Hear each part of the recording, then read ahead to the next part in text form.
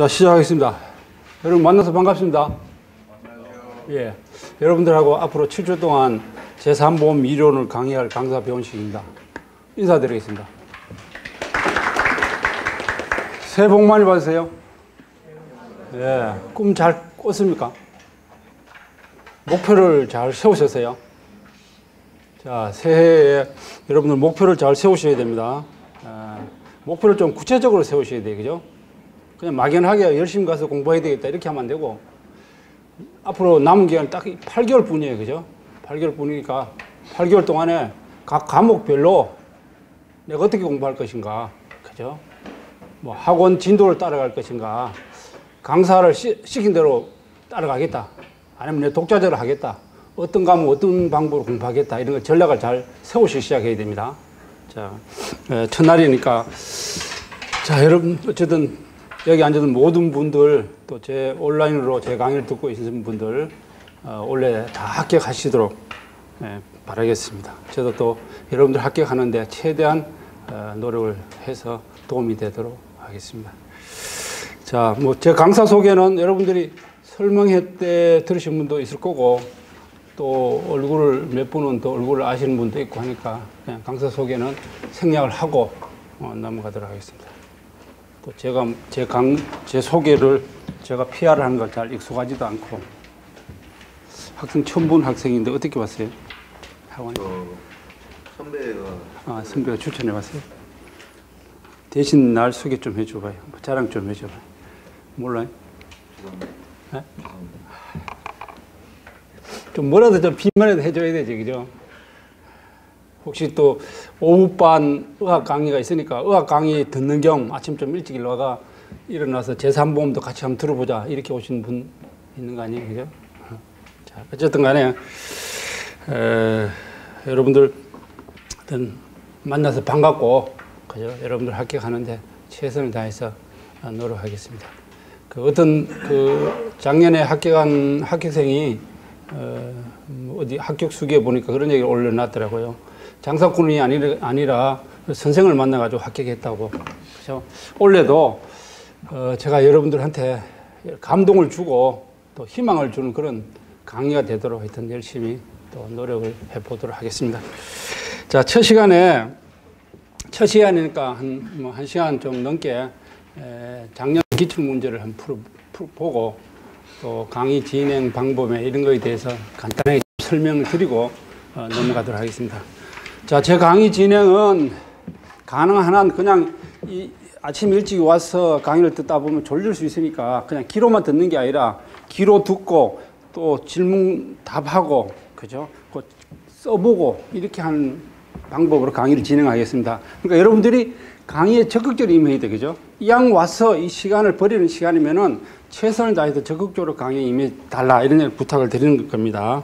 자, 그 다음에 강의를 할 때 매 장마다 저는 1장에서 지금까지 14년 동안 출제한 게 몇 문제 출제되었다.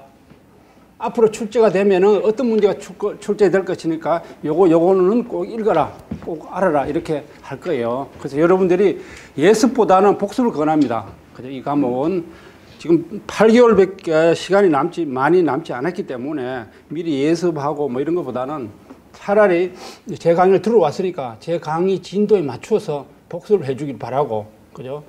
제가 매 장마다 14년 동안, 지금 14년, 15년 차네, 그죠? 원래가 14년 동안 출제를 몇 문제 출제를 됐다.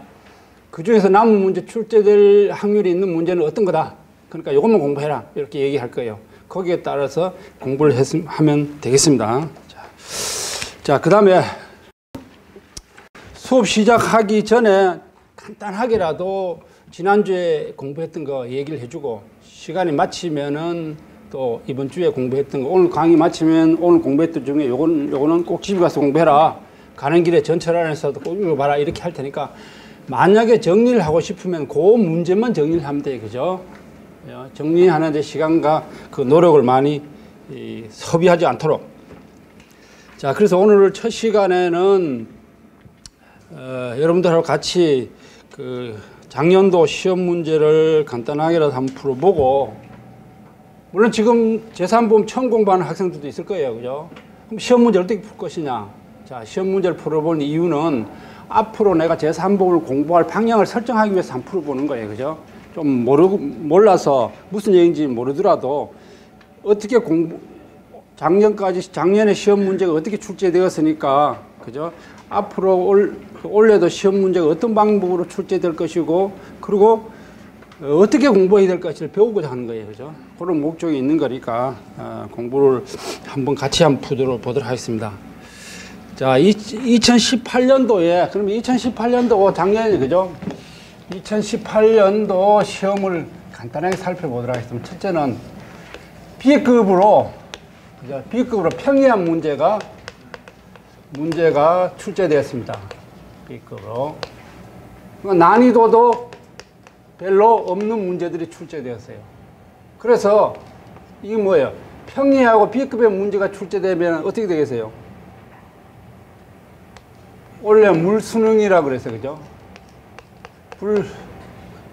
원래 불수능이라고 그랬어요. 그죠? 제3보험은 물3보험 별볼로 없는 거죠. 그죠? 이렇게.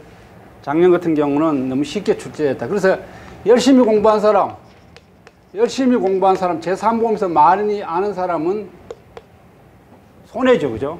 대신에 찍거나 운이 좋았던 사람은 잘 쳤겠죠. 그죠? 작년에는 이렇게 B급의 평이한 문제들만 출제가 되었다. 자, 그 다음에 두 번째. 자, 실손 20점, 질병 20점, 장애 30점, 그 다음에 약관 30점, 이렇게 출제가 되었습니다. 편중되어서 출제된 거죠. 좀 편중되어서 출제되었다. 자, 2018년도의 시험 전체를 간단하게 살펴보면은, 자, 이렇게 평이하게 이렇게 출제됐다. 그 다음에 출제되어야 어떤 표준약관에서 이제까지 미출제되었던 문제가 다 출제가 되었습니다. 이게 다 출제가 되었다. 그래서, 자, 간단하게라도 2019년도 시험 전략을 한번 짜보는 거예요. 전략을.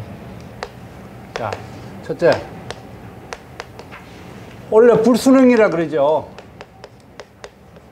작년에 불수능이라 그래서, 그죠? 제3보험이 될 확률이 높다.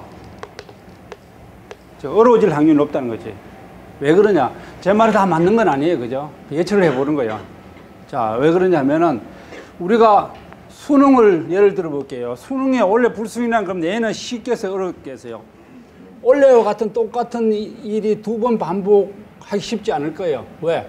지금도 시험이 예상을 벗어나서 불수능이 되다 보니까 상당히 변별력에 문제가 심각해서 여론이 안 좋았잖아요. 그죠? 그 출제를 담당하고 온 책임자는 거의 목 내놓고 해야 될 정도가 되는데 마찬가지예요. 그죠? 우리가 시험 출제를 하고 나면은 출제위원들이 나와서 제일 관심 있는 게 혹시 내가 출제한 문제가 이의 신청 들어오지 않는가, 또 문제는 없는가, 그 다음에 시장에서, 그죠? 학원가에서 혹시 제3보험 출제한 문제들이 무슨 문제가 너무 어렵다거나 너무 쉬웠다든가 이렇게 여론의 질타가 받을까 싶어 제일 들어온 거예요. 그죠? 다 원래 시험 출제했던 친구들도 다 이걸 관심을 가지고 봤을 거란 말이에요. 다 평이한 문제고 별볼로 없는 문제들 출제하다 보니 내년에는 조금 달라지겠죠. 그죠? 자, 설명회 때도 들었는데 원래 책임보험에서 고생을 많이 했습니다. 책임보험에 철저 문항수가 많았고 어려웠습니다. 그러면 출제위원들 욕 많이 얻어먹었죠. 알게 모르게. 자, 실제로 책임보험 같은 경우는 80분, 90분인가요? 90분 동안 모범 답안 뺏기더라도 8, 90분 걸릴 거예요. 그 문제를. 그만큼 양도 많았고 어렵습니다. 자, 그렇게 되면은 어떻게 될까요? 올해는 문항수도 줄이고 난이도도 책임보험은 떨어질 거예요. 그죠? 출제인이 정상적인 사람이라면은, 그죠? 마찬가지. 자, 제3보험이 올해는 좀 어렵게 출제될 확률이 많다.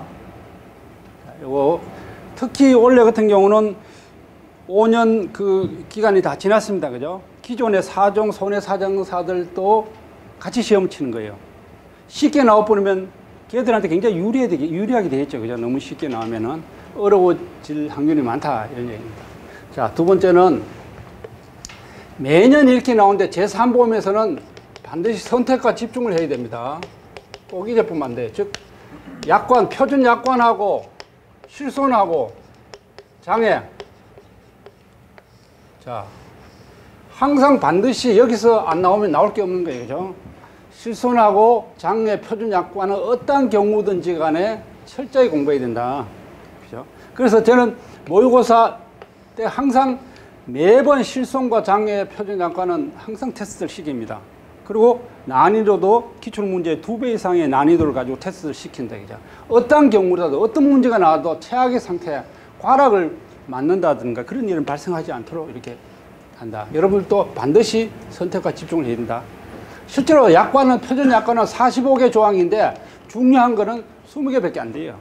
20개도 이제 다 나와버렸어요. 이제는 반복해서 나올 수밖에 없는 거예요. 그죠? 자, 실손도 처음 공부하는 학생들한테 조금 어려울 수 있는데 조금만 정리가 잘 되면 문제 없어요. 장애는 작년에 개정이 되었으니까 나올 때 그것이 무지무지하겠죠. 그죠? 장애는 철저히 외워야 된다. 암기해야 된다. 그죠? 자, 선택과 집중을 해야 된다. 이런 얘기죠. 자, 그 다음에 세 번째 기출문제 풀이. 자, 기출문제는 전체 문제를 파악을 하기 위해서뿐만 아니라 반드시 해야 돼요. 우리가 시험에서 자, A를 쓰라고 하면은 A를 몰라서 못 쓰는 경우도 있지만은 A를 몰랐다기보다가 B와 C가 헷갈리는 거예요. 그죠? 이렇게 해서 틀리는 경우가 많다는 거지. 즉 A를 쓰라는 답을 위해서는 기출문제, 기출된 B와 C도 알아야 된다는 거예요. 그죠? 기출문제를 섣불리 하면 안 된다는 거죠. 즉 여러분들이 가장 채점을 하다 보면 가장 헷갈리는 게 해지, 취소, 무효. 이게 표준 약관에도 있고 개별 약관에도 있고 상법 다 이렇게 있는 거예요. 이게 다 혼동되어 있다는 거 아니에요. 그죠? 즉 표준 약관에 있는 취소 사유를 써라는데 계약법에 있는 취소 사유를 쓰고 또 개별 약관에 있는 취소 사유를 쓰고 헷갈리는 거 아니에요. 그죠? 즉 B와 C가 출제되었다 하더라도 A를 쓰라는 문제에서 B와 C가 헷갈릴 수 있으니까 반드시 기출문제는 풀어보고 감을 잡아야 되는 거예요. 그래서 기출문제는 꼭 풀어봐야 된다. 그래서 제가 5월 달에 기출문제 풀이반 겸 총정리를 합니다. 이때 거의 다 풀어본다는 거죠. 그렇다고 제 강의 5월 달 들어간 그런 뜻은 아닙니다. 오해는 하지 마시기 바랍니다. 그죠? 뭐, 듣고, 안 들어도 되는데 혹시 안 듣더라도 꼭 기출문제는 보고 가야 된다는 거죠. 이런 취지를 말씀을 드린 거예요. 그죠? 자, 그 다음에 답안 작성 요령입니다. 자, 어떤 시험이든지 답안 작성 요령이 상당히 중요하죠. 그죠? 답은 상당히 중요하다. 저는 답안 작성 요령을 위해서, 자, 5월 달에 기출문제 풀이반에서 0교시 수업을 합니다. 기출문제 중에서 중요한 문제들은 시험을 미리 9시부터 출제를 해주면은 거기 따라서 시험을 쳐보고 그 다음에 6, 7월에 모의고사 반에서 개별적으로 모의고사 테스트를 갖고 피드백을 해줍니다. 자, 이런 석 달간의 과정을 거치면은 답안 작성 요령에 대해서는 상당히 많이 모의고사 서너 번 쳐보면 달라집니다. 이제 모의고사 코치 더 할 수가 없을 정도로 여러분 달라집니다. 답안 작성 요령은 이렇게 훈련에 의해서 할 수밖에 없어요. 그죠? 그 다음에 모의고사 문제 풀이 하면서 항상 문제의 틀을 가지고 시험장에 가라고 얘기합니다. 그죠? 항상 문제의 틀을 가지고 시험장에 가야 되지. 이 문제의 틀을 가지고 시험장에 가면 안 된다는 거죠. 왜? 이따 기출문제 풀이할 때 이런 걸 요령을 가르쳐 줄 거예요. 그죠? 그래서 장애보험금을 산출하라 그러면 보통 장애보험금을 산출하라고 그러면 장애보험에서 나오는 게 자, 교통상해 해당 여부냐, 그 다음에 휴일 사고냐, 그 다음에 상해보험 계약후 알릴 의무냐, 그죠? 가입 전 사고냐, 이런 것들 섞어가지고 장애보험금을 계산하라고 나오잖아요. 그죠? 그러면 이런 게 있으면 항상 쟁점 사항을 먼저 검토하는 거예요. 예를 들어서 쟁점 사항 1. 상해보험 계약후 알릴 의무 여부 검토하고, 그 다음에 2. 교통사고에 해당되는지 여부 검토하고, 요 쟁점 사항들을 검토하고 그 다음에 장애 지급률을 계산을 하라 이거죠. 그 다음에 장애보험 각 상품별 장애보험금 산출하라 이거죠. 요런 예를 들어서 간단한 틀을 항상 그 가지고 시험장에 들어가도록 교육을 시키는 겁니다. 훈련시켜요. 이걸 하지 않고 문제를 읽고 자기 나름대로 뭘 쓸까 이렇게 하다 보면 안 되는 거죠. 시간 부족으로. 그죠? 훈련에 의해서밖에 할 수가 없어요. 우리가 쉽게 말하면 자동차 보험에 항상 서론 쓰고, 문제 제기 서론 쓰고, 배상 책임 담보에 대해서 쓰고, 그죠? 참, 갑보험사의 보상 책임에가 배상 책임 담보해가지고, 그죠? 배상 책임이 있느냐, 피보험자성이 되느냐, 약관상 면부책이 있느냐, 배상 책임 이외의 상품 보장 쓰고, 그 다음에 을보험사, 이 틀을 가지고 가자는 거죠. 개별적으로 다 틀을 가지고 가는 것처럼 제3부는 틀을 가지고 가야 된다는 거죠. 또 요걸 익숙하게 하고 가야 된다는 거죠. 그죠? 자, 강의 중에 제가 계속 설명해야 되는 이 시험은 수재들이 모여가지고 명문대학교 학생들이 모여가지고 수년 동안 공부하고 시험장에 가는 시험이 아니라 여러분들이 나나 비슷한 사람끼리 그죠? 모여서 짧은 시간에 공부하고 시험장에 가는 시험입니다. 그렇기 때문에 자, 내고 2차 시험이 내고원인데 500페이지 하면 2000페이지잖아요. 2000페이지를 완벽하게 바닥부터 다 외우고 시험 가는 사람 아무도 없어요. 그죠? 얼떨떨게 가서 주변에 보면 얼떨떨결에 합격한 사람 많아요. 그죠? 저 친구는 합격할 상대가 아닌데도 합격한 친구도 많아요. 운도 따랐겠죠. 그러나 이런 요령이 자, 저도 시험 채점을 1000명 이상 이렇게 채점을 해보면은 채점하는 게 너무 힘든데 이런 요령이 상당히 필요하다는 거죠. 이런 답안 작성 요령이. 왜? 자, 예를 들어서 과거에 실손 노로보험 같은 문제 보면은 해답자가 1, 2, 3번 수험 번호가 이렇게 있고 해답자 1, 2, 3번 이러면 여기 3번이 실손 문제다. 그러면 다 틀려, 다 틀려. 확실히 맞는 사람은 2사람 정도밖에 안 돼요. 과거 시험 문제를 보면 그렇게 쉽게 나왔는데도 답안 작성 요령이나 방법을 잘 몰라 시험장에서 헷갈리는 거죠. 그죠? 헷갈리는 거죠. 그래서 완벽하게 답안을 쓴 학생들한테 만점 10점짜리면 10점을 줘야 되는데 이렇게 주면은 다 과락이고 320명 못 뽑으니까 과정 점수를 주는 거예요. 요렇게 여기까지를 맞으면은 한 3점이라 주는 거지. 이까지 와서 다 맞는 사람은 10명 중 한두 명 뿐이니까. 그죠? 이제까지 한 분도 과목별 과락이 40% 밑으로 간 적이 한 번도 없었어요. 아마 원래도 그렇겠죠. 단지 원래는 뭐냐. 자, 이제까지는 320명을 뽑다가 거기다가 플러스 알파를 뽑았죠. 그죠? 기존 손해사정사들한테. 그래서 최근 5년 동안 많이 뽑은 경우는 500명 이상을 뽑았는데 작년은 뭐예요? 409명을 뽑았습니다. 그죠? 109명은 기존 손사 자격증인 사람들이죠. 그죠? 저도 4종을 갖고 있다가 신체를 시험을 쳤는데 4종이 있으니까 3보험은 시험 안 치고 나머지 3과목만 시험해가 쳤다는 거 아니에요. 그죠? 그래서 그해 연도에 원래는 뭐예요? 50점이 합격인데 이 3과목 친 사람들이 50점 맞으면 다 합격시켜 줬다는 거 아니에요. 사람 수에 관계없이. 그러나 이 제도가 원래부터는 없어지고 모든 4종이 있든지 3종 자동차 대인이 있든지 무조건 다 함께 320명의 룰에 들어가야 된다는 거 아니에요. 그죠? 그 말은 320명 들어가면 최소 경쟁률 1.5배 높아지겠죠. 400명 뽑다가 320명 뽑으니까 경쟁률 1.5배 높아진다는 거죠. 자, 경쟁률 1.5배를 높여준다는 말은 이제까지는 그냥 이렇게 점수를 매기면은 320명이 안 나와가지고, 그죠? 랜덤으로 이렇게 채점을 해보니까 4과목 40점 이상 통과한 사람이 겨우 400명이다. 이건 불안하다. 좀 더 올려자. 그래서 다시 채점 기준을 더 완화해서 이렇게 채점을 했는데 지금 뭐 이렇게 되면은 그렇게 할 필요가 없다 이거죠. 까칠하게 채점해도 320명 나온다는 말이죠. 왜? 자, 제3번 4종을 20년 동안 10년 동안 한 회사에서 하는 사람은 조금만 공부하면 4종 그래도 60, 70점 맞겠죠. 그죠? 자동차 대인을 보상을 10년, 20년 한 사람은 조금만 공부하면 67점은 쉽게 맞겠죠. 그죠? 그러다 보면 그런 사람들을 상대로 시험 출제를 해야 되니까 출제회원도 더 어렵게 내야 되겠죠. 그죠? 조금 시험도 더 어렵게 내고 채점도 더 까칠해질 수가 있다는 거죠. 그죠? 그러니까 이런 문제의 답안 작성의 틀을 가지고 시험장에 꼭 가야 된다 이거죠. 자, 그리고 계속 모의고사 때 여러분들이 다 알고 있는 내용인데도 실천을 못 하는 거예요. 그래서 습관은 안 된다는 거죠.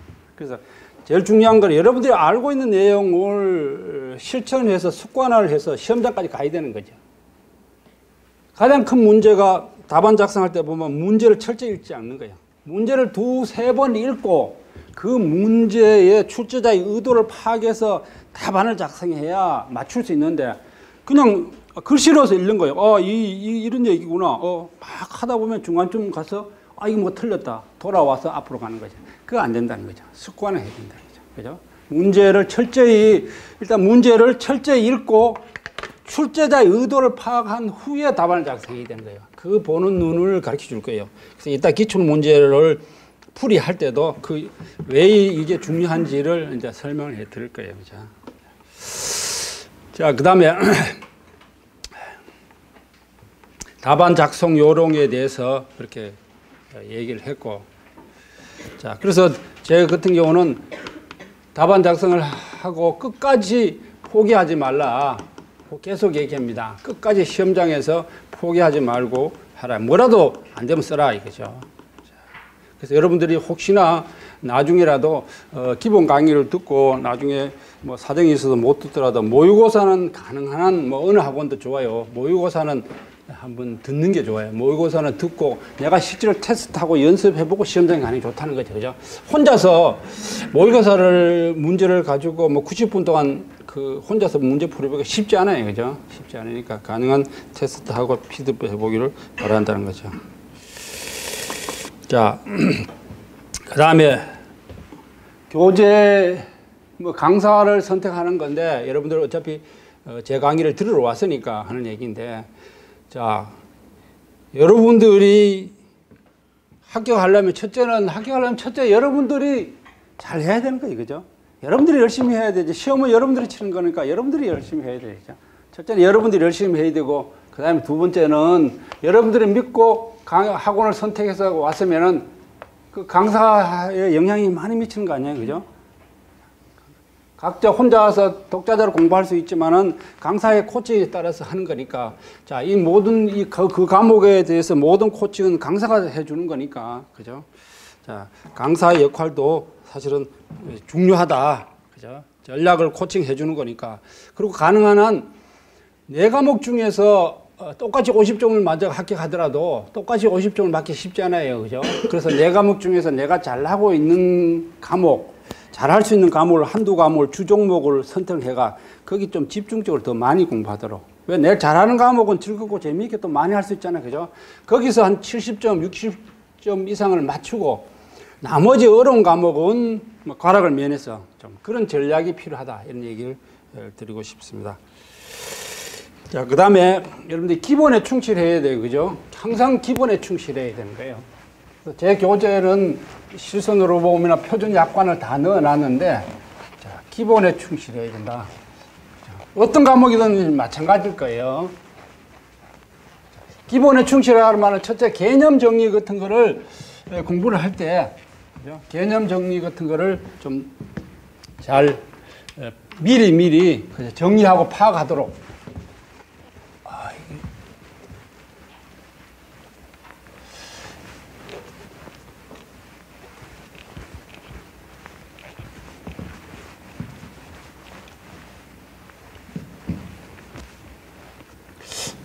제가 지금 떠들고 있는데 공감을 가는 얘기를 하고 있는 거예요? 아니면 좀 머리가 먼 얘기를 하는 거예요?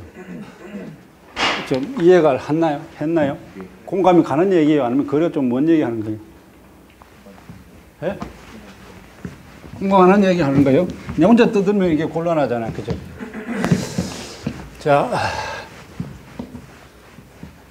그 다음에 공부 방법인데, 그죠? 그 전략은 여러분 대충 설명했으니까 여러분 각자의 공부 방법인데 어떻게 공부를 할 것이냐. 자, 제 생각에는 강사들마다 다 틀리게 얘기하는데 지금 8개월밖에 안 남았는데, 자, 네 과목 중에서 자동차가 제일 어려우니까 자동차 1페이지부터 일단 한번 정독한다. 아니면 대충 읽는다. 한번 읽으니 감 안 잡히니까 두 번, 세 번 읽자. 다 읽어요. 그죠? 저는 지금 8개월 남은, 지금 여러분들의 상황이 다 틀립니다. 그죠? 재수하는 사람들도 있고 아주 처음 공부하는 사람도 있고 여러 가지 상황이 틀리는데 제 생각에는 학원에 왔으니까 학원 강의에 따라서 진도를 나가는 게 어떤가. 즉 자동차, 예를 들어서 자동차 우리 제사안부도 마찬가지. 제사안부도 오늘 50페이지 나갔다. 그러면 오늘 50페이지 범위 내에서 대충 한번 보고 강사가 중요하다 하는 문제만 집중적으로 읽어보는 거예요. 그죠? 50페이지를 3번 읽는 거는 이해도 빠르고 빨리 진도를 나갈 수 있지만은 그냥 150페이지까지 읽으면은 힘드는 거예요. 그죠? 그러니까 나는 4과목 중에 각 과목마다 공부를 어떻게 해야 될까 각자 상황이 틀리니까 뭐 한마디로 얘기하기는 어렵지만은 가능한 여러분들은 다독으로 이렇게 글에 읽는 것보다는 학원 진도에 맞춰가지고 그죠? 맞춰서 하는 게 더 낫지 않는가. 기본 강의 듣고 들은 강의만큼 이번 주 내에 들은 강의만큼 3번이고 4번이고 소화를 하는 거예요. 그죠? 그리고 그 중에서 이번 주 진도 난 강의 범위 내에서 강사가 중요하다는 거 간단하게 정리해 주고 그죠? 만약 회사에서 근무하시는 분 같으면은 시간이 없으니까 회사에서 내가 사정 쪽에 조사나 심사를 하는 사람이다. 이러면은 재산보험하고 의학은 사무실에서 할 수 있잖아요. 그죠? 사무실에서 해도 크게 눈치 안 보고 할 수 있잖아요. 그죠? 그래서 이번에 뭐 실손보험 아니면 척추질환의 조사권을 내가 받았다. 그러면 의학의 척추질환 같은 거 정리해 놓고 정리하기 또 시간이 힘들면 인터넷에 그런 자료가 많잖아요. 그죠? 그렇게 해서 정리 한번 해놓고 또 제사 약관 해지 관련이다. 그럼 약관 정리해 놓고 이렇게 해서 어쨌든 시간을 줄여가면서 해야 되겠죠. 그죠? 해야 되고. 뭐 학생들 같은 경우는 공부만 하고 있으니까 시간이 많으니까 뭐 그렇지 않아도 되는데 회사에 다니면서 공부하시는 분들 시간의 문제니까 시간하고 싸움에 어떻게 할 것인지 이걸 좀 잘 하셔야 된다 이런 얘기를 합니다. 어렵죠. 그죠? 쉬운 일은 아니죠. 자, 그리고 학생들도 전철 같은 거 타고 이렇게 왔다 갔다 하면서 시간을 허비하지 말고, 그죠?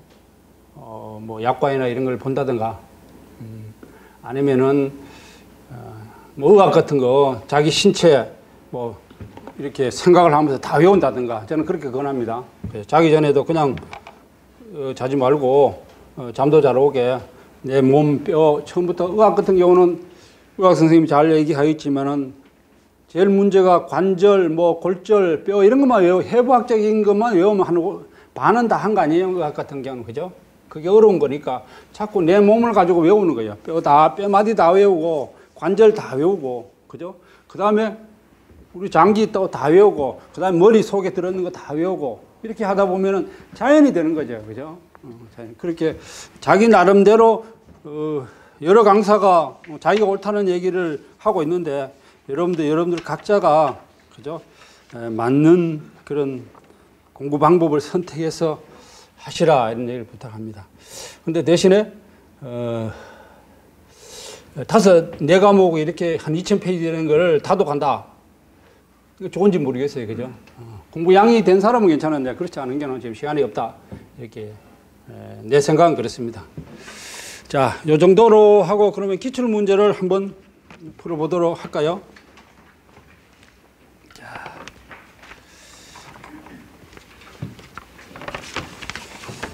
일단 나누어졌는데,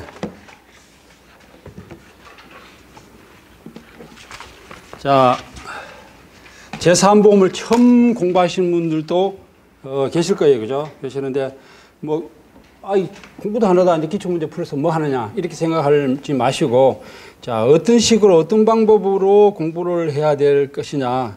이거를 한번 보자는 거예요. 그죠? 자, 일단 2018년도 기출문제를 풀어보겠습니다. 아까 전에 얘기한 대로 B급으로 별 볼 일 없는 문제들이 주로 많이 나오다. 사실 어느 시험이든지 자세히 보면은 제도적으로 제도가 문제가 많아요. 그죠? 어떤 시험은 범위도 정리해 주지 않는 시험도 있고, 그죠? 또 기복이 심해가지고 작년에는 쉽게 나왔다가 올해는 너무 어렵게 나오고 평균 점수가 뭐 10점 이상 차이 나는 것도 있고 또 해답지도 공지도 안 해주고 여러 가지 제도적으로 문제가 많아요. 자, 이런 것들이 학생들을 힘들게 하는데 자, 시험 난이도도 마찬가지예요. 그죠? 시험 난이도도 공정하게 똑같이 이렇게 가야 되지. 어떤 데는 어렵다 쉬워지면 학생들을 누군가는 선의의 피해를 보는 거예요. 그죠? 이거 우리 문재인 정부가 말하는 공정한 사회는 아니에요. 그죠? 이런 것도 해결해야 되는데 자, 그런 문제가 뭐 쉽게 해결될 문제는 아니에요. 그죠? 첫째는 출제위원들이 풀이 그리 많지 않고 왜냐하면 그 출제를 그냥 하는 게 아니라 이렇게 비밀리에 이렇게 오픈되지 않은 상태로 출제위원들이 선정이 되어서 또 오랫동안에 그 안에 가서 있어야 되고 여러 가지 제약 요건이 많기 때문에 그렇죠? 인력 풀이 쉽지 않고 또 사람이 자주 바뀌다 보면 변화가 있는 거예요. 그렇죠? 자, 그 다음에 출제하시는 분들이 실력이 다 뭐 출제위원이라고 뛰어난 게 아니잖아요. 그죠? 특히 요 사이는 그래요. 우리 때 옛날에 회사 다녔던 사람은 바깥에 영업도 하고 여기저기 모든 부서를 다 거쳤는데 요 사이에는 회사에 입사하면 한 부서에서 10년, 20년 있다 보니까 다른 쪽을 모르는 거예요. 그죠? 특히 관리자들이 같은 경우는 실손 쪽에 근무하는 사람은 실손만 하고 현장 조사는 현장 조사만 하고 또 이러다 보니까 자기 영역 외에는 모르는 것이죠. 그죠? 그래서 여러 가지 그런 문제도 있고 하기 때문에 앞으로도 이렇게 굴곡이 심할 수 있다 이런 얘기예요. 어쨌든 뭐 작년 같은 경우는 제 강의를 들었던 사람들은 그래서 항상 올해도 마찬가지지만은 자, 이제까지 출제되지 않는 문제 중에 중요한 문제들은 출제될 것이다. 그걸 제일 우선적으로 하고 또 최근에 5년 근이 지나서 이내 출제되지 않은 문제들 이런 문제들을 미리 선정해서 하고 실소이나 장애나 표준약관은 무조건 출제가 되니까 기출문제 2배 이상 강도 높게 모의고사 테스트를 하고 그렇게 시험장을 보냅니다. 그래서 작년 같은 경우는 거의 제 과목을 들었던 학생들은 거의 뭐 좋은 점수를 받아가지고 고맙다는 인사를 많이 들었는데 올해도 마찬가지 자, 그렇게 또 할 겁니다. 아까 전에서 얘기했지만은 항상 자 전략이 일단 기본에 충실해야 된다. 그죠? 잊지 말아야 됩니다. 표준약관이나 이거는 의, 개념, 그죠? 상품, 그죠? 항상 무슨 일을 하든지 간에 기본에 충실해야 되는 거죠. 기본에 충실. 자, 선택과 집중이라 그랬어요. 그죠? 집중해야 된다. 표준약관, 장애, 실손, 어떠한 경우도 제가 여기 체계적으로 가르쳐 줄 테니까 어떠한 경우도 완벽하게 해야 된다. 그죠? 선택과 집중을 해야 된다. 자, 기출 문제는 반드시 풀어보고 가라 그랬어요. 그죠? 기출 문제는 반드시 풀어보고 가라. 그러면 답안 작성 요령. 답안 작성 요령이 중요하다. 왜? 시험장에 가서 문제를 읽고 이걸 답안 작성 어떻게 계획하면 시간 싸움에서 틀리는 거예요. 그죠? 미리 훈련에 의해서 이런 문제가 나오면은 이렇게 답안 작성을 틀 가지고 가서 거기에 맞춰서 가야 되는 거예요. 그죠? 그런 답안 작성 요령. 자, 2019년 전략, 나름대로 제3보험에 대한 전략은 이렇게 꼭 기억을 하고 하도록. 그 다음에 어떤 경우도 본인이 시험장에 가는 거예요. 그죠? 본인이 정신 망가짐이 죽어도 합격해야 되다는 열정이 있어야 되지 남이 합격해 주는 거 아니에요. 그죠? 제가 시험장 가는 것도 아니고 본인이 어떤 경우도 원래는 합격해야 되겠다 이런 마음가짐을 가지고 있어야 돼요. 그죠? 본인의 정신이 중요하다. 자, 그리고 특히 여기 회사에 근무하시는 분이거나 보험 보상을 오래 한 전문가 베테랑은 항상 시험 앞에서는 좀 겸손해야 돼. 누구든지 시험 앞에서는 좀 겸손해야 돼. 그죠? 겸손하다는 말은 자칫하면 나도 섣불리 하면 추락할 수 있다. 떨어질 수 있다. 그래. 이런 생각을 가지고 시험에 응해야 된다는 거죠.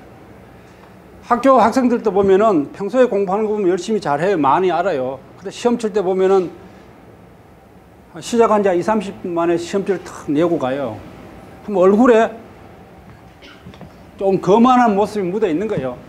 내가 잘 나가니까 잘 쳤다는 식으로. 그 친구 성적 별로 안 좋아요. 왜?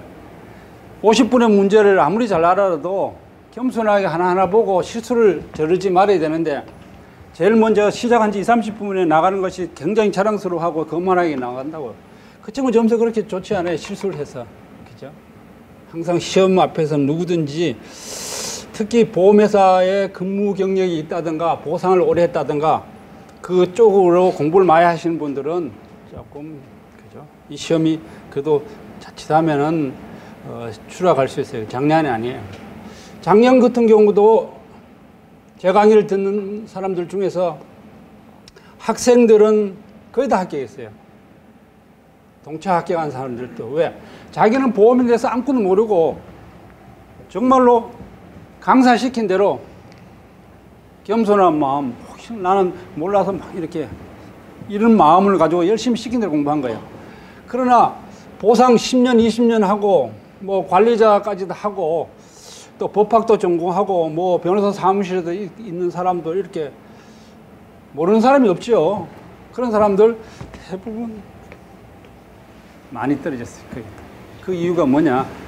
그죠? 시험을 보는 그 자세가 본인이 좀 겸손할 필요가 있다. 그죠? 겸손하게. 자, 결과는 누구인지 모릅니다. 그죠? 8개월 뒤에 결과는 누구든지 모르니까. 자, 질병상해보험 문제 1번 보도록 하겠습니다. 문제 1번. 자, 질병상해보험 표준약관에 대해서 쓰시오. 제1의 보험료 및 회사의 보장 개시 조항에 회사의 청약과 함께 제1보험료를 받고 청약을 승낙하기 전에 보험금 지급 사유가 발생됐을 때는 그죠? 보장 개시일부터 이 약관에 정한 바에 따라 보장을 한다라고 규정하고 있다. 이 조항에도 불구하고 보장 않는 경우를 기술하시오. 자, 어차피 여러분들이 시험 약관에서 배울 내용이지만은 배울 내용을 또 배운다고 생각하고 한번 보도록 하겠습니다. 이게 몇 조예요? 보장 개시, 책임 개시.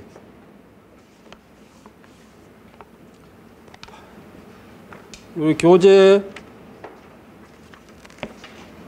80페이지인가요?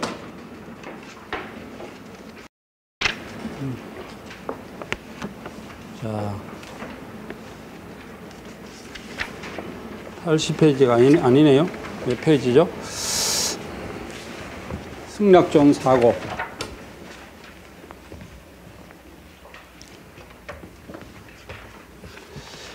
계약의 성립 조항이 아닌가요? 회사의 보장 개시 105페이지 같네, 그죠? 회사의 보장 개시.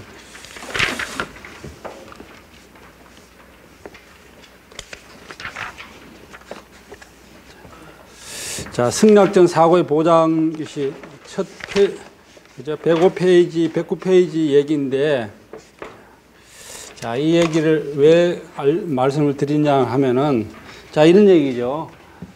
보험 계약을 할 때 원래 원칙은 어떻게 해요? 원칙은 이렇게 해야 되겠죠.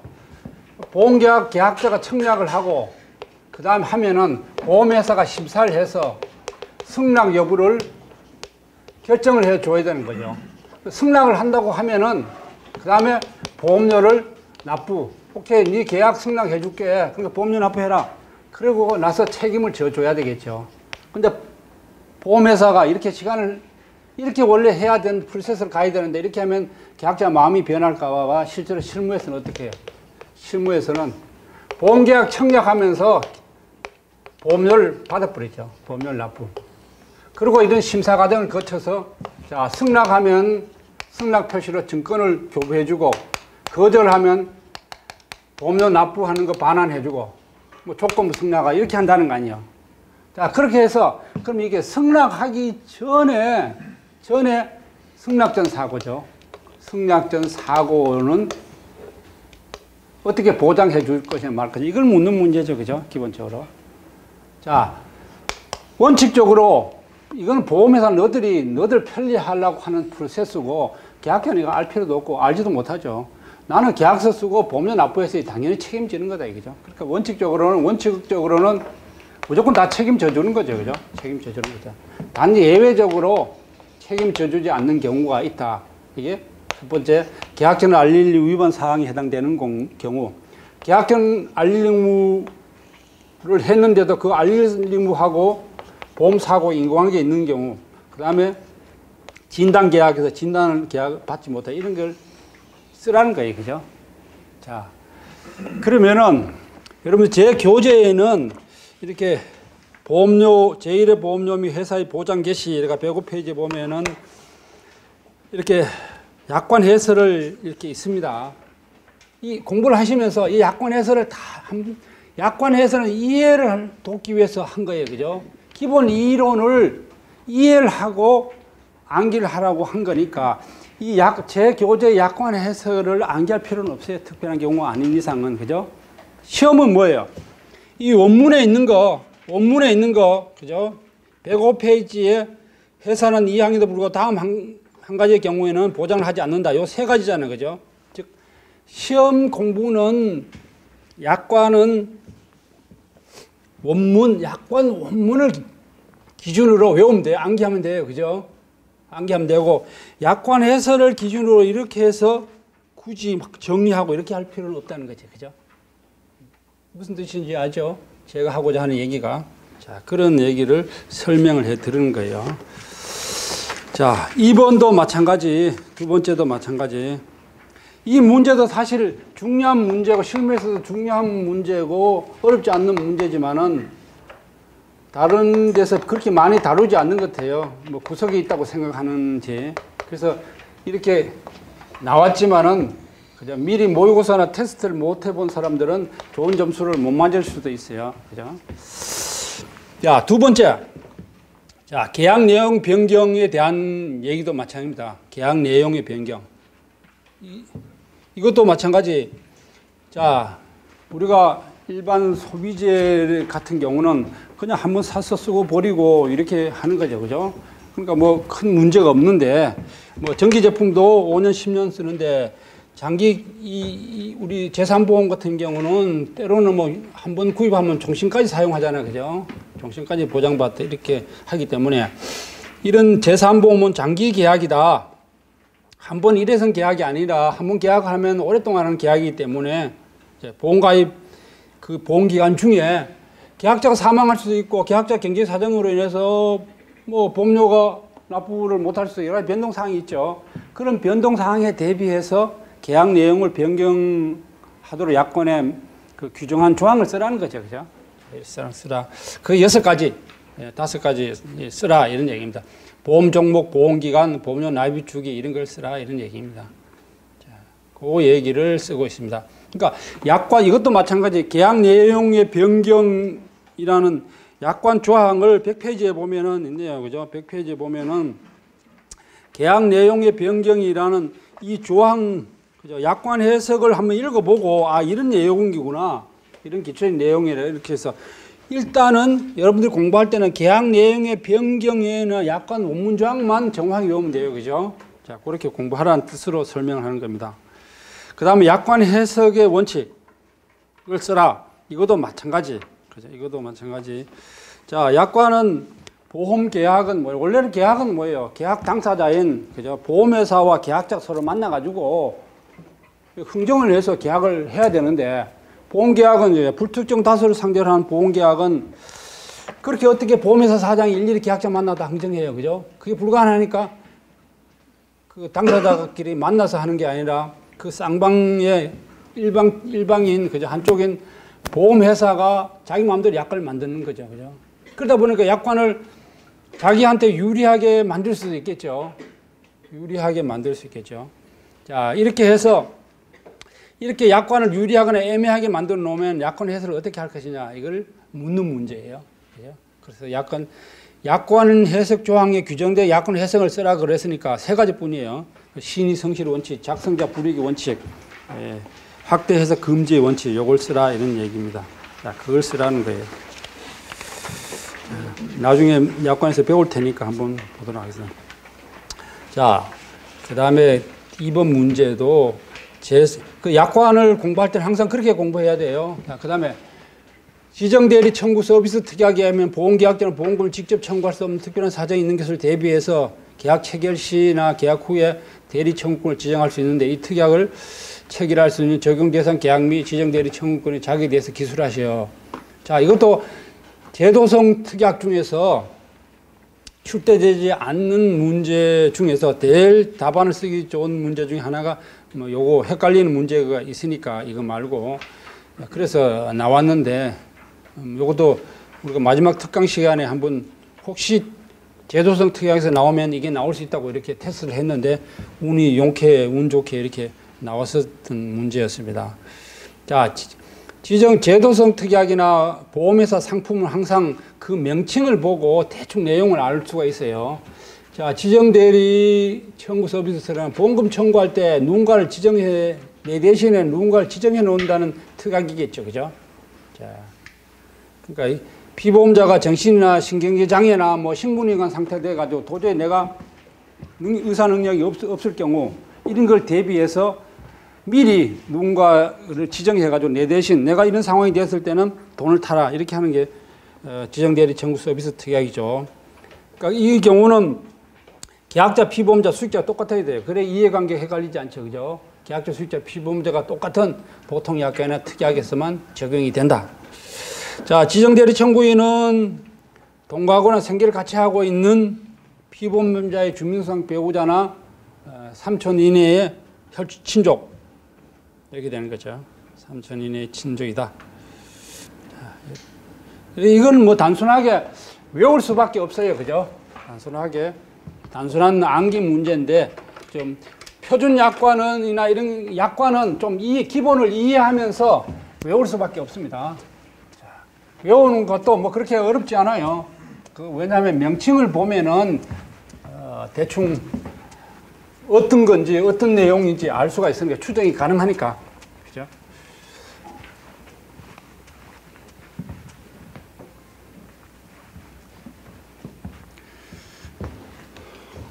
자, 문제 3번 실손보험 계산 문제. 제3보험 처음 공부하시는 분. 완전 처음. 이렇게 한 번도 안 읽어보고 오신 거네, 그죠? 감이 전혀 안 오네, 그죠? 자, 그러면은 구체적인 문제는 푸는 거는 생략을 하고 어떻게 공부해야 되는지만 알려드릴게요, 그죠? 지금 약관도 그런 얘기예요. 내가 지금 기출 문제를 이게 재수생 같은 경우는 좀 감이 오는데 처음 공부하시는 분들은 감이 안 오는 거니까 이렇게 공부해야 되는가 그렇게 가르쳐 주고 싶은 거예요, 그죠? 자, 그러니까 이 표준 약관은 제목을 보고 무슨 특약이나 상품은 제목을 보고 이게 어떤 상품이거나 그걸 하라 이거죠. 감독원에서 상품 명칭을 정할 때 제목을 보면은 계약자들이 쉽게 이해할 수 있도록 상품 명칭을 정하라고 오래전부터 얘기를 해놨어요. 그죠? 예를 들어서 교통상해 특약이다. 교통사고로 다쳤을 때 보험금을 지급하는 게 교통상해 특약이나 이렇게처럼 제도성 특약도 지정대리 청구 서비스 특약이라는 것은 요 문구가 요런 내용이니까 그걸 하겠다. 그래서 이번 기본 이론 시간에 기본 이론 1, 2월에는 반드시 개념 정의는 꼭 알아야 된다는 거죠. 이 개념 정의는 꼭 알아야 된다는 거죠. 요것만 알아도 성공하는 거예요. 그죠? 요것만 성공하는 거다. 자, 그 다음에 실손으로 보면 3번 한 푸드로 보도록 하겠습니다. 자, 실손으로 보험을 가입하고 정상 유지 아래와 같이 입원 통원 치료했는데 아래 제쪽을 참고해서 질문에 답하세요. 이렇게 나왔습니다. 자, 보험 종목이 실손으로 보험입니다. 자, 그러면 이 문제를 단순하게 그냥 문제를 읽는 게 아니라 이 문제의 출제자가 의도가 뭔지를 미리 파악하면서 읽으라고 내가 그 얘기했어요. 첫째, 보험 종목의 표준형이다. 표준형에 동그라미를 쳐놔야 돼요. 그죠? 이거 보험금 계산할 때 표준형은 선택형하고 표준형하고 기본적으로 틀리니까. 그 다음에 하루에 20만 원이다. 외래가 20만 원이다. 처방이 10만 원이다. 그러니까 하루에 가입 금액이 외래가 20만 원이고 처방이 10만 원이니까 요 금액을 벗어나면 더 이상 돈 안 준다. 이런 걸 묻는 거예요. 그죠? 그게 동그라미 쳐놔야 되는 거예요. 동그라미 쳐놔야 되는 거예요. 자, 밑에 사족이 달려있는데 계약전에 알릴 위반 사항은 없으면 본인 부당 상한 제도는 적용하지 않음. 이런 뭐 그죠? 자기들이 면피하려고 써놓은 거니까 별 볼 없는 내용이죠. 그럼 줄 거부로 된다는 거죠. 그죠? 줄 거부로. 그 다음에 국민건강보험 적용 대상이다. 또 누군가는 그죠? 악유를 할까 싶어서 써놓은 거죠. 이것도 필요 없는 내용이죠. 그죠? 건강보험 적용자라는 거. 이것도 줄을 거부로 됩니다. 자, 그 다음에 이번 치료 내용에 보면 A 산부인과의 요실금. 자, A 산부인과 요실금, 출제자의 의도는 뭐예요? 요실금은 시선으로 보면서 보상 안 해준다는 거죠. 그러니까 면책자 조항들은 거의 다 외워야 돼요. 여러분들이. 실선으로 보면 약관의 면책 조항 거의 다 외워야 된다는 거죠. 이 문제를 풀려면은, 그러니까 뭐예요? 첫째, 요양급여의 공단 부담금은 국민건강보험공단에서 부담한 거니까 실손보험하고 관계없으니까 줄을 꺼놔야 돼. 시험지에다가 X표를 해놓고 공단 부담금 헷갈릴 수 있으니까. 그 다음에 요실금이니까 요실금, 본인부담금, 비급여 다 돈 안 주니까 코피해버려야 되는 거죠. 시험 칠 때도 이런 식으로 코피해버리고. 그 다음 치액. 자, 비외과위원회에서 치액을 입원했다. 치액은 비급여는 안 준다는 걸 출제자가 묻는 거예요. 그죠? 비급여 안 준다. 그럼 비급여 40만 원 곱하기 해야 돼요. 그 다음에 C상급 종합병원 척추협착증. 척추협착증은 이거는 요양급여, 본인부담금, 비급여 다 주는 200만 원하고 120만 원 다 주는 거죠. 자, 그럼 그대로 나놓고. 그 다음 D 한방병원. 한방병원은 비급여는 안 주는 거예요. 한방병원은 면책에. 보상하지 않는 사항에. 그것도 곱하기 해놔야 돼요. 그죠? 자, 출제자 묻는 게 그거죠. 심근경색증. 자, 본인부담 200하고 비급여 300. 이것도 다 주는 거죠. 그 다음 밑에 사족을 봅시다. C종합병원의 비급여 항목중 허리보조기 구입 비용 20만 원이 있다. C종합병원에서 비급여 120만 원 중에서 허리보조기 20만 원. 허리보조기는 실손보험에서 보상해 주지 않는 거예요. 허리보조기 마이너스 20만 원 이렇게 옆에 딱 써놔야 되는 거죠. 자, 그 다음에 자, D한방병원에서는 한의사만 진료한다. 양의사는 없다는 거죠. 이 말은 뭐냐? 한방병원은 비급여는 원래 면책인데 양의사가 있는 경우는 보상을 해주거든요. 그래서 어떤 한방병원에는 한방병원에 실손보험 가입자가 대한민국 사람 다 실손으로 가입했는데 한방병원 비급여를 안 해주니까 양의사 하나 갖다 놨죠. 그죠? 갖다 놓고 양의사 치료하고 대충 보고 실제로 한방에서 이것도 돈 받으려고 그죠? 장사하려고 그렇게 다 해놨죠. 어쨌든 약관에 한방병원에 비급여는 안 해주는데 양의사는 해주니까 악유하지 말라는 거죠. 그 아무 의미도 없는 얘기예요. 수험생한테는 곱하기 해놓는 거죠. 자, 이 상급 종합병원 입원 기간 중에 300만 원에는 비급여 300만 원에는 병차가 200만 원이다. 그러면 300만 원에다 병차 200만 원이 있다는 걸 해야 되죠. 그죠? 마이너스 200만 원 해야 되는 해놓은 거죠.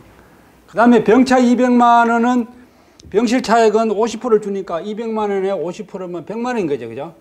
100만 원인데 입원이 8월 3일부터 8월 10일까지 8일간 입원했으니까 하루 10만 원 채도하니까 80만 원. 그죠? 이렇게. 그러니까 문제를 풀 때 출제자의 의도가 딱 그거 숨어 있는 거잖아요. 그죠? 문제로 읽는 게 아니라 출제자의 의도를 파악해가지고 미리 정리해놓고 그 다음 문제를 풀면은 전혀 틀릴 게 하나도 없어요. 아주 평범하고 간단한 문제도 실질적으로 10명 중에 완벽하게 맞은 사람 서너 명도 안 될 거예요. 그죠? 시험장에서 이게 훈련이 안 돼 있으면은. 그죠? 그러면은 문제 뭐 풀이할 것도 없어요. 그죠? 없어요. 요실금, 뭐 A3보니까 요실금은 돈 안 준다 그래 0이고, 자, 치액은 비급여 안 주고 50만 원에 대해서 표준형 80%니까 40만 원 주는 거고, 그죠? C병원에서는 아까 전에 척추협착주로 200만 원 하고 허리보조기는 안 준다 그랬으니까 20만 원 빼고 나면은, 그죠? 300만 원이잖아요. 그죠? 100만 원이니까. 100만 원에 80% 하면 240만 원 되는 거고, 한방병원 비급여는 면책이고, 100만 원만 주는 거니까 80%는 80만 원 되는 거. 이렇게 하는 거예요. 그 다음에 이 종합병원은 병차는 별도로 계산하니까 200만 원에 80, 그죠? 80%, 300만 원에 80%, 그죠? 240만 원. 그 다음에 200만 원에 대해서 50%인데 하루 10만 원, 한도 80만 원. 이렇게 계산하는 거예요. 그죠? 아주 간단한 문제라는 거죠. 그래서 이거를 강도 높게 훈련하다 보면 실손으로 보험도 충분히 아무 걱정을 하지 않아도 될 겁니다. 자, 그 다음에 통원치료비만 한번 보고 잠깐 쉬도록 하겠습니다. 자, 통원치료도 마찬가지. F치과와 치과의원과 치과병원. 하루에 병원을 2군데 갔다는 거 아니에요. 그죠? 출제자의 의도가 뭐예요? 하루에 병원에 2군데 가면은, 동일한 질병으로 2군데 가면은 한 번만 공개하라는 거, 이거 묻는 거죠. 그죠? 이거 묻는 거예요. 그 다음에 치아의식은, 치과의 치아의식은 비급여는 돈 안 준, 면책이다. 보상하지 않는다. 그럼 5만 원하고 6만 원은 돈 안 준다는 거죠. 13만 원에 대해서, 그죠? 의원 가면은 표준형 같은 경우는 1만 원하고 보상 대상 의료비 20% 중에 큰 거. 그 다음에 병원은 15,000원하고 보상 대상 의료비 큰 거. 이렇게 해서 큰 게 2만 원 되겠네요. 그죠? 요걸 공제한 금액을 준다 이런 얘기죠. 그걸 계산하라는 거예요. 자, 한방병원 비급여 돈 안 준다는 거. 그죠? 결과적 본인부담은 30만 원만 남겠네요. 그죠? 자, 본인부담은 30만 원 중에서, 그죠? 한방병원이니까 공제금액이 15,000원 또는 보상대상 의료비 20% 하면 6만 원 되는데, 6만 원 하면 24만 원이 되는데, 어떻게 해요? 하루에 가입 한도가 20만 원이니까 20만 원만 주라. 이걸 묻는 거죠. 그죠? 출제자의 의도가 이걸 묻는 거예요. 그죠? 그러면 처음에 이제 하니까 실손보험 계산하는 문제는 무슨 얘기인지 잘 모를 수 있는데, 어쨌든 간에 문제를 볼 때 그냥 보는 게 아니고 출제자의 의도를 파악해서 문제를 해결하라는 거죠. 자, 이런 습관을 길러야 된다. 그 다음에 8월 15일 날은 이 상급 종합병원에서는 협심증원을 가고 선망으로 갔습니다. 여기는 뭐예요? 같은 날 병원을 2군데 갔는데 병명이 틀려요. 그럼 각자 공제하라는 거예요. 그죠? 각자 공제하라. 출제자의 의도에 따라서 이렇게 한다는 거죠. 자, 상세한 문제는 뭐 나중에 여러분이 배워서 한번 풀어보도록 하고, 자, 문제를 보는 눈을 대해서 설명이 되는 거예요. 한방병원, 실손 의료보험 뭐예요? 면책질환은 거의 다 외워야 된다는 거죠. 그죠? 면책질환은 외워야 되고, 보험금 계산하는 공식, 방식을 알아야 된다는 거예요. 그죠?